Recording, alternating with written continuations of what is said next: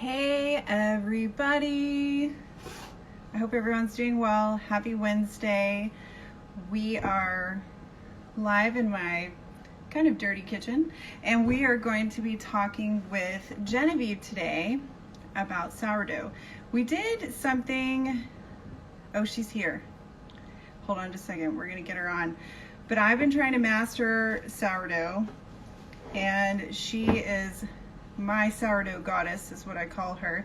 And so we're going to be learning all about sourdough and how different things, what you can do and how you can kind of make it just a little bit better if you're looking for it. I think we're having issues. Hold on just a second. There she is.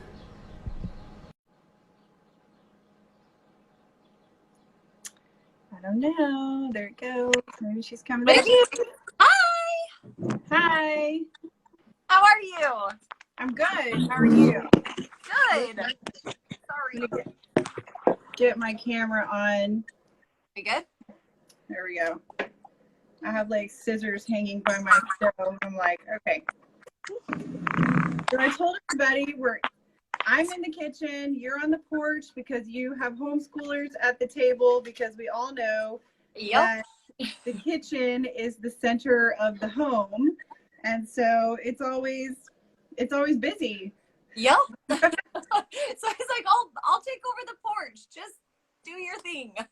I know. Yeah, we're probably going to hear my dogs here in a minute. That my kids are at school right now, but normally they would be right here. Like, especially, that's just where they are.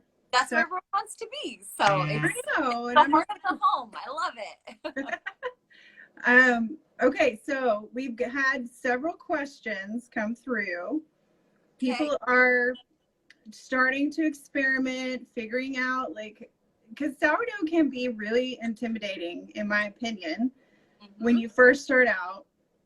So these are some old books that I had, like Artisan Sourdough Made Simple. And this one was really intimidating to me. Flour, salt, or flour, water, salt, yeast. This one's a little bit too advanced for my taste, but I'm trying to like understand. But then when when you kind of put out your instructions, it was just a bit simpler.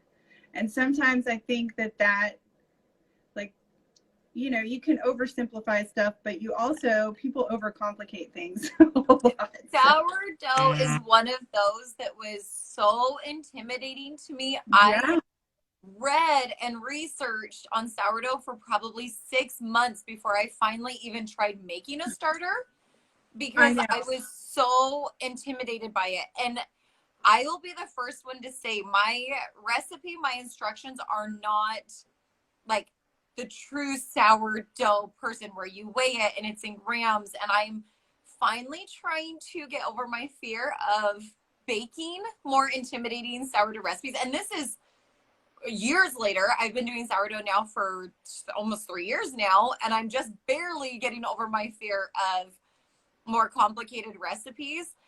But I feel like if we start simple and keep it just as simple and easy, and you get that basic rhythm and that routine down, then we realize it's not scary, it's not hard, and you can really learn to just cook it with your gut. Like, a lot of my cooking is like, oh, it looks a little bit too wet today. It must be like the weather is affecting it, or the kitchen atmosphere, or the sourdough starter. Like, because every time I make a recipe, my amount of flour I add to it varies by probably a half a cup sometimes.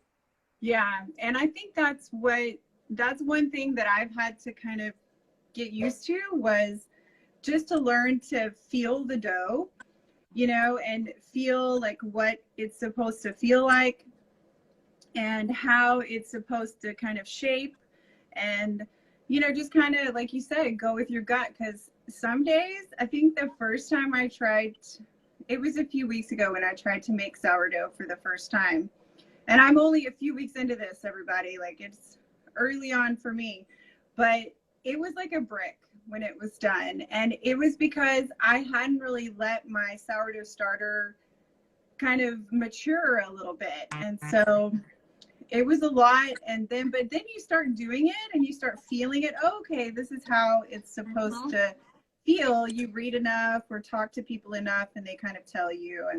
And I think a lot, that's probably the most common question I get is their first loaf turns out too hard.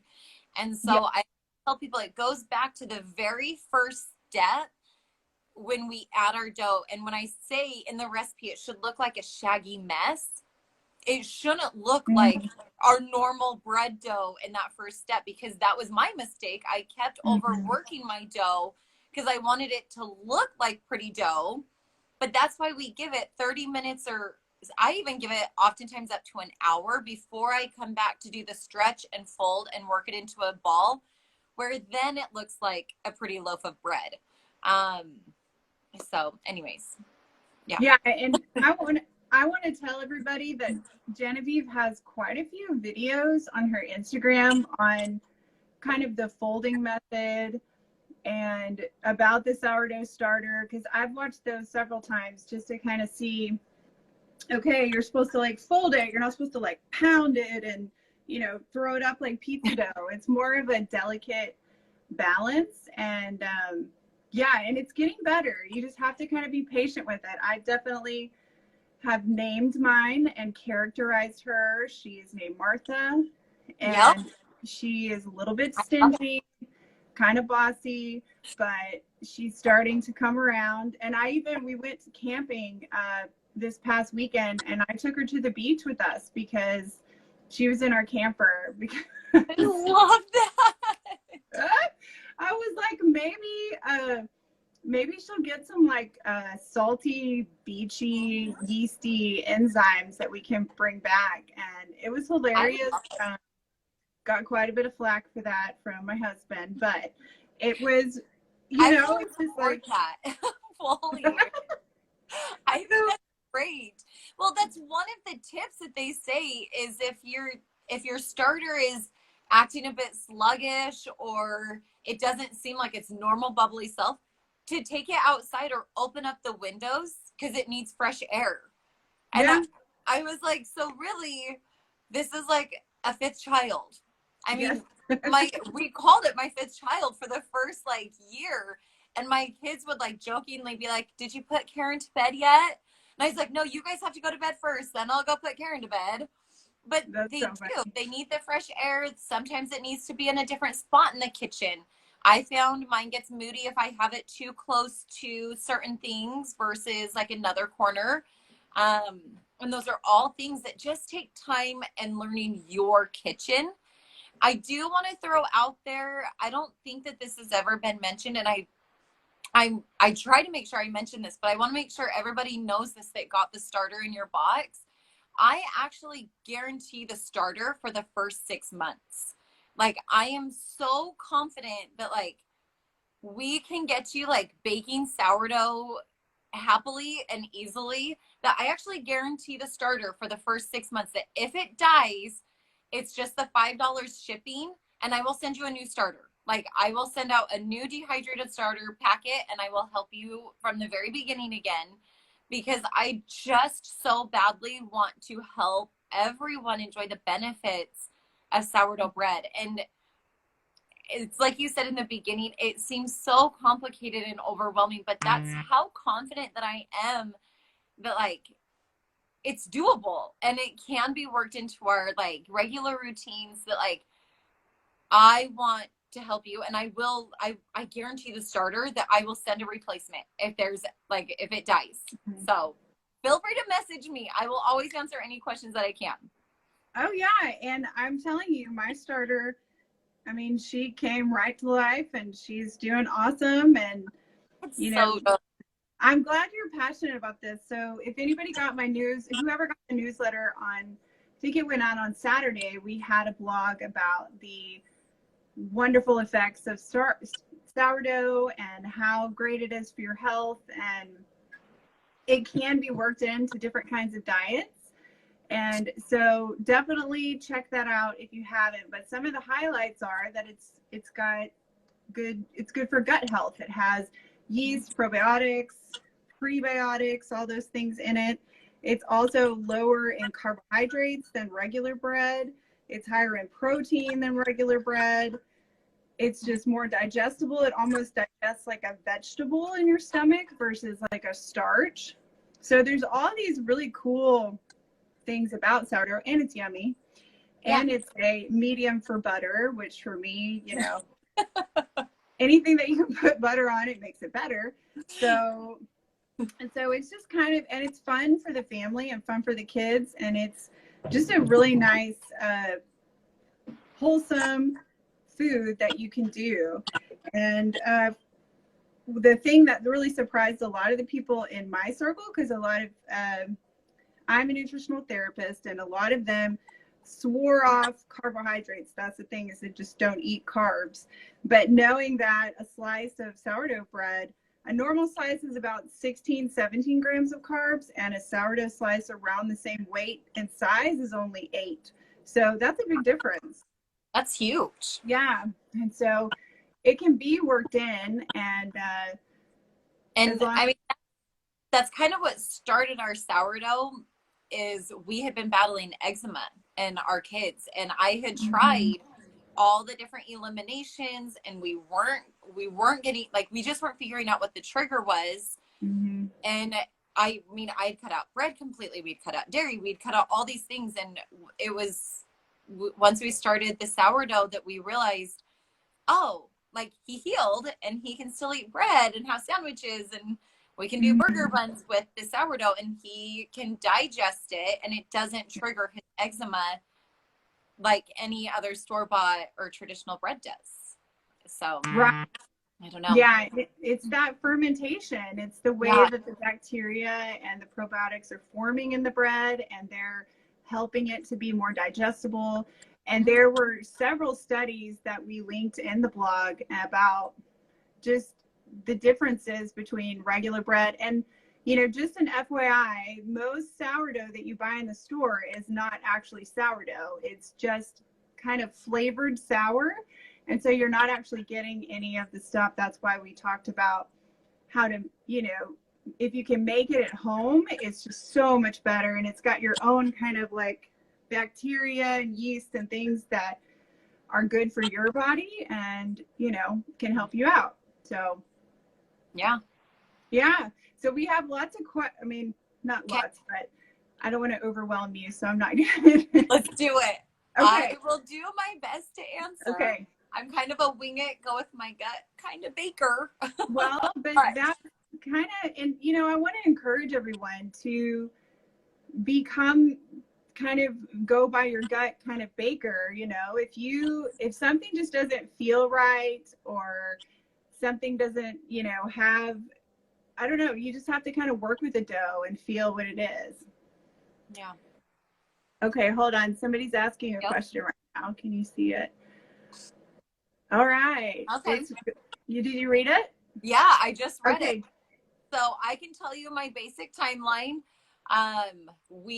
So I feed every time I make a loaf. So our rhythm, you can do what works in your house. We found our best rhythm is at night. My girls actually usually help me. I don't bake our bread all the time anymore because I have 2 girls that love making it. And I love encouraging them to learn it and make it. So at night we start a loaf, and that's when we feed our starter. This is one other question I'll touch on that we get asked quite often. Someone just asked me, well, how many loaves of bread do I get to make with your starter before I have to buy a new one? And so I always want to make sure people understand, once you have your starter, it's your starter. You keep feeding it, and you can, like, if I know we're going to have company over, or I want to take some bread to the neighbors, I'll sometimes double, triple, or I'll even 4 times feed my starter so that I can make 4 loaves of bread. Or if I'm going to give it to someone, you do a double feeding so you can make a loaf, and then you split your starter. So I feed my starter and I start my loaf of bread. It's just your water, starter, salt, and flour. Mix it in a shaggy mess, and then you cover it and let it sit for 30 minutes to a half hour. That's when I have them go brush their teeth. We finish cleaning up dinner. We do all the, you know, regular nighttime chaos things. And then you come back and you fuss with, we call it fussing with the bread. You're spinning and working it into a smooth ball. You're kind of you're not fully kneading it, but you're kind of mixing it into that nice loaf. So we just call fuss with the bread. Then you let it sit on the counter overnight, completely hands off. And then in the morning, right there, she's got it. And you then just put it and you work it into your loaf. Now, this is where it's different for everybody. We have found we just work it into the loaf and put it straight into the oven. There are some times that my loaves seem really small after I work it, that I'm like, this seems small. I think it must have been really cold last night. It needs a little bit more time to rise. So I put it into like a flour lined wicker type bowl. Yeah, I'm gonna go get it. I'll let it. Okay, good. I was gonna offer to go get mine, but it's inside. Yes. And I then will let it sit and rise for another half hour or up to 2 hours, depending on the temperature of the house, how the bread is looking, and then we bake it. So I'm so sorry. So hands-on time is very minimal, but it's that bulk rice. So if you want to feed it and start your bread in the morning, then bake it right before dinner, you can. I just found that was harder for me to make sure I had the bread done early enough so that it was baked before dinner, because it does take an hour to bake. And so I just start my bread and feed it at night, and our starter is ready to go by the next night. Because that's one of the other benefits of getting a starter from a friend, or like when you order mine, it's already kind of more of a mature starter because it's a couple of years old. And so you're not starting with a brand new starter that you're having to help along. In the beginning, I couldn't feed it at night, and it would be flat and deflated and not able to bake bread the next night. So I'd have to make sure that I fed it like 4 hours before baking my bread. But now it's a more mature starter, so it can stay, it has a longer active window, I guess. Right. Yeah. And I've been trying to do the same thing, feeding the starter in the morning. And I've actually heard that you're not really supposed to scrape everything off the side, just kind of like leave it. So it sounds backwards to say, but the messier the jar, the happier the starter. Like if I went and showed you, so we only change it when like the top rim starts to get too thick that it's harder to get our fork in to mix it, because really it doesn't love the super clean, like it prefers the messier the better. And I'm like, great, I can get on board with this. Yeah, I know. And I will tell everybody that I had to kind of figure out my rise time here so I'm in Texas and Genevieve's in Oregon. And so that's a very different climates and, but this time of year, go ahead. No, I was just going to say, I think what you're about to say, my summer baking is very different than my winter baking, because our house is different temperatures. So yeah, that makes sense. I mean, so the first night that I tried to rise it, we left all the windows open and it got down to about 40 degrees here. And so the next morning it really hadn't done much. I mean, it had, but not a lot because it was really cold in my kitchen. And so I had to figure out, okay, it needs to be warmer for it to rise correctly in the amount of time that I want it to. And it was a little cool in my kitchen last night, but it rose a lot more, and it's about ready to get going and get in the oven. But I'm like you, I feed my starter at night and make my dough at night, just so that those time and hours I'm sleeping, it's working. Yeah. And then, because I'll forget during the day and just start doing other things. So So if it is cold in the kitchen, sometimes like you can put it in the oven with just the light on, put it on top of the stove. Like if I'm baking, let's say I'm making German pancakes in the oven, I'll put my bread on top of the oven because there's enough kind of surrounding heat. You can put it on top of a dryer because it's emitting some heat. I know some people who put it on top of their refrigerators because that will naturally produce some heat. During the summertime, when it's nice outside, I really like to move mine outside because Like you took yours camping. I'm like, it's going to capture all that happiness outside. So I move mine outside quite often. Out into the sun, and it will speed it along a lot quicker. That's usually if I forget to start my bread. And I'm like, I gotta hurry. So it's one of those things that you really just have to just jump in and start, and you'll learn to start reading your dough and reading your starter.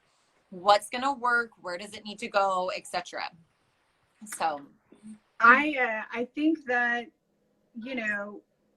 how often do you feed the starter? It would be like probably once a day. I mean, some people do. I think at first maybe you should do it more, but then as it's more mature, you can just do it at night and, just kind of keep it going that way. Find a happy place in your kitchen where it's doing well. And mine is not, it's kind of on my counter over there. It likes it over there, and that's the most hustle and bustle in the kitchen. So I think it likes all the action for sure. And if you're fermenting anything else, I learned this the hard way. Don't keep it by other fermenting products. They all need to have space between them so that they can all ferment by themselves and not cross-contaminate each other. Good call. That's good. Because we do kombucha. Yeah, I bet so, because they're all different organisms, right? Because we do kombucha in the summer, and then we do sauerkraut and like pickled stuff in the winter when all the beets and everything are here. So yeah, that's a good call. I'm gonna have to make sure they have their own corners. They all need to be spread out. Now we have another question. So the best way to store sourdough after it's made. So one, we usually don't end up with a lot of leftover bread.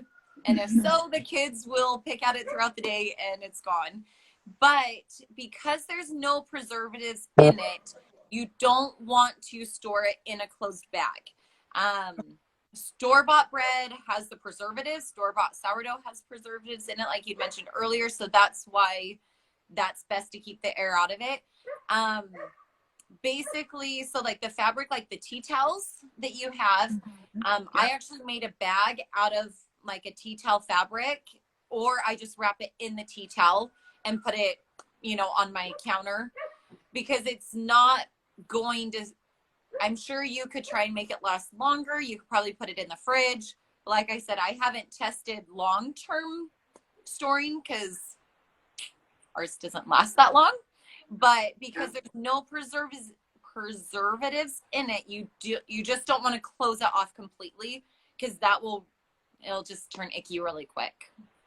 Yeah, we've actually, one day before we went on our trip, I made several different loaves because I knew I wasn't going to be able to make any while we were away and we were camping, and I knew we'd want to eat it. So I did just I have a cotton bag that's kind of like that, and I put it in there. And then I actually did take and put it in the fridge for like a day or so. And then we just had to pull it out and slice it and warm it just a little bit to make it soft again. But perfect. Yeah. We used it for French toast and stuff while we were camping, and it turned out great. So that's perfect. Yeah, I think maybe if you're just not making a lot, then you're eating it. But for one person, or, if you just don't eat a lot of bread, then we stored it in the fridge and it was fine. So yeah. That's good. Okay, what else do we have? See, why the towel? Why do you need to put the towel on the bowl is what somebody asked. Like, can you not just leave it out without a towel? Okay, so I can tell you this from experience, because one of my daughters forgot to cover it once. It gets too dried out if you don't cover it, but yet it's a living, breathing, it's trying to eat and grow. And so you don't want to seal it with like a tight cover, because then you've closed off its source of, the wild bacteria, natural yeast, all of that. So if you don't cover it, it can dry out and your top gets kind of crusty and hard, and it just affects the bread. So you're trying to find that balance of covering it so it doesn't dry out, but yet not using such a heavy towel, or tight closure so that it can't do what it needs to do by fermenting throughout the night. Does that help? Right. Yeah. Yeah. No, that's perfect. And I think that's why you kind of make it moist a little bit too, Mm-hmm. so that it's, because I've had that happen. Like the top part of the crust, it was like crusty and hard up here where it had just dried out. So Yep. it does help just to keep it really soft and kind of supple before, you're going and making the bread. So, and y'all, she makes these, they're really awesome. You can also just get like the, just the potatoes. Is that what it's called? Potato sack Yeah. towel. Flour sack, tea towel, Yeah. any of the lighter weight that's kind of breathable, Mm-hmm. almost like the cheesecloth type. Anything that's light and breathable. Right. Just Okay. super thick, heavy, terry. But yet, I have friends that use those and they work fine. Mm-hmm. It's just finding what works. So yeah. And it is super humid in where I'm at in the hill country of Texas. And so sometimes, it's so humid that you probably wouldn't need much, but it, for real dry climates, I would say it's really important to make sure you've got that moist air that's going in between the towel and the bowl. yeah. So, okay, let's see. My starter is all bubbly, but my dough still isn't rising in the morning. So would you say that they just need to give it more time, or? I would say, again, going back to the temperature of the kitchen, that's one thing to look at. Is it in a warm enough spot? Maybe try moving it and letting it rise somewhere else if it's not rising and getting bubbly. How much starter are you putting into your bread? Maybe it needs a little bit more starter. Depending on your kitchen and your bread, maybe adding a bit more starter into the initial baking would be some of the first troubleshootings that I would suggest, would be checking some of those. Well, so you put in your recipe that we should add, what was it? How much in the, like half a cup or a third a cup or something? I can't remember. Yeah, somewhere in there. And so if you add more, is it going to detriment the bread, or is it going to make it too sourdough? Or if you, like, how do you find the balance of how much you need to add? That it's a tricky question. I don't know for sure how to answer without sounding I will be honest, ours kind of fluctuates because we don't measure we have our starter and we just kind of blurb until it looks happy. And sometimes there's not as much, but sometimes there gets to be too much when she's like, oh no, I poured all of it. And I'm like, okay, it's fine. But that does make it taste more of a strong sourdough taste if you get too much starter. So it's kind of in that middle where you want to have enough that it's helping it rise, but not too much that it makes it taste too sour. I would probably start with checking the location of where it's rising, that it's warm enough. Maybe putting it in the oven at night, not with the light on, even just overnight, putting it in the oven. So if your windows are open, because I know a lot of us like to cool our houses down overnight or open up the windows for fresh air, put it inside that oven so it's kind of trapped into a warmer space overnight, see if that helps it. But the fact that your starter is bubbly and happy makes me think that it's during that rise process that most likely it needs to be in a warmer spot, I would guess, or just even trying just a different location in general. Maybe it's too close to the dishwasher, or I don't know, something else that's being stored in the house that it can't get what it needs while rising. Yeah, and I will tell you that was what was happening with me. It just wasn't warm enough. It wasn't, able to eat it and rise and do all that. So and they do sell like fermentation mats. And I've used those in the past. The one that I had, I couldn't set the temperature, so I felt like it would get too hot on it. But like if you have a fireplace or a stove, put it near it. I used to put it like right in front of our wood burning stove so it was in like a nice warm spot, and that would help it rise. So yeah, I would just play around with where you're letting it rise to see if that helps. Okay. Yeah.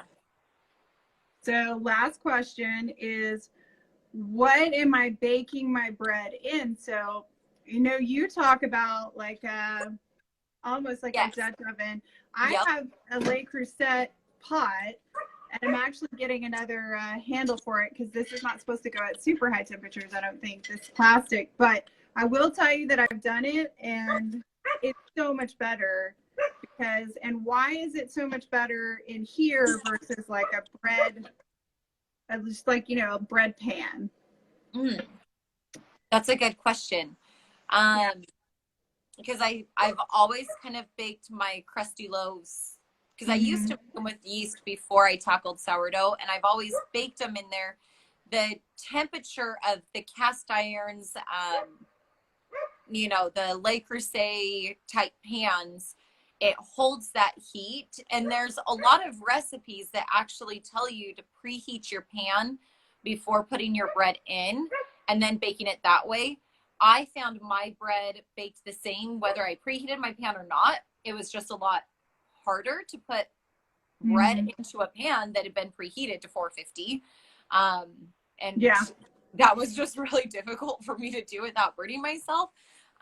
But you trap that heat in with a lid like that. You're keeping that, so you're kind of, in my brain, I could be wrong, this is how I view it. I kind of view it like a convection oven where it's really trying to bake the whole thing instead of cooking just the bottom, so your bottom gets burned. You're creating that convection type baking where it's just encircling the whole thing in that little, almost like a little mini wood burning oven. Yes, like that. And I think, as the steam comes up from the bread, it's also kind of creating almost like a little bit of a steam chamber to make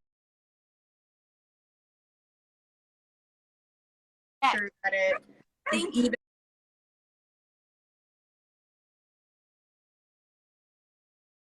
That's what I'm trying to say. I wasn't getting that across very well. And that's why at the end, when it's basically done baking, that's why you then just take the lid off for, anywhere from 5 to 10 minutes, because then you allow that top to really kind of crust and get golden for your golden, nice, crispy outer sourdough loaf. Yes. Because you are creating that, like, letting the steam cook the whole thing evenly. So you just kind of want to get the top toasted at the very end. Okay. Yeah. That's awesome. Yeah. I think, and just trying different things out. And these, I know they have these pots on sale at Costco right now if you have a Costco membership, and they're not expensive. I think it's like $25 or $30. And that's what I think I got mine off Amazon a couple of years ago. Because I have some, bigger ones, but it was too big for my bread. So I got a small one that's just for my bread. And Amazon, it's just the Amazon brand. Costco has them on sale right now. They don't have to be, mine's not a name brand one, I guess is what I'm trying to say. Like, don't let that hold you back from baking bread. Oh, and while we're talking about baking bread, one last trick that I will share that I've learned. So when you have your bread pot, if you find that your bottom is getting too crispy versus like the rest of the bread, I sprinkle cornmeal down on the bottom of my pan before I put my parchment paper on top, and that will actually prevent your bottom from burning. That's cool. Random trick, but that made a difference for my bread. And so I've shared that on the Instagram a few times, but I always tell people, if you're struggling with a burnt bottom at all, if the bottom's too crispy, put some cornmeal on the bottom, not on your bread. I mean, you can, but then you'd have cornmeal on your bread. So I put it in the pan, then the parchment paper on top of it, and I'll just leave it in there for a couple batches, and then I, clean it out and put some more in, and that helps the bottom not burn. Okay. Yeah. That's awesome. Random little hack for burnt bottom. Well, and it's just kind of like what we said over and over again. You just kind of have to play with it. and reach out to Genevieve. She is there for your questions. And we will be just kind of, I'm going to keep talking about sourdough because I'm messing around with it and having fun, and I'm going to make some different variations. Genevieve has some cool herb, like infused sourdough, and I think you've made like a cinnamon roll one or something one time. Yeah, so we forgot to bake our bread, and it had sat on the counter for a day and a half, and I was like, this is going to be super sourdough tasting. So I was like, well, how can I save this? And I was like, cinnamon and brown sugar, let's see what it does. And the kids said it was like the best French toast, is it had the sourdough taste, but the brown sugar and cinnamon offset it enough. It was amazing as French toast. It was really good. Yeah, it was great as French toast. And I will tell you, this cookbook, the Artisan Sourdough, it's the whole cookbook is sourdough recipes, and they've got some good looking, even like desserts and just different kinds of art. So much you can do with sourdough. I know, it's crazy. So get your basic loaf down and then start having fun. And this is a perfect time of year to do it. Yeah. Yeah. Well, but thank you. For message anytime with questions. I'm happy to help. I don't always know like the precise sciencey answer, but I've most likely learned through trial and error. So I'm always happy to help.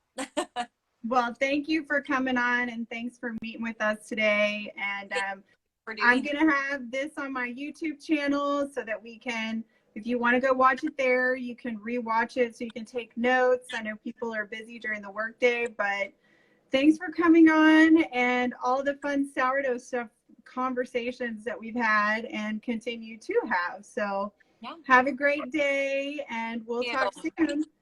Okay. Thank you, everyone. Thank you. Bye.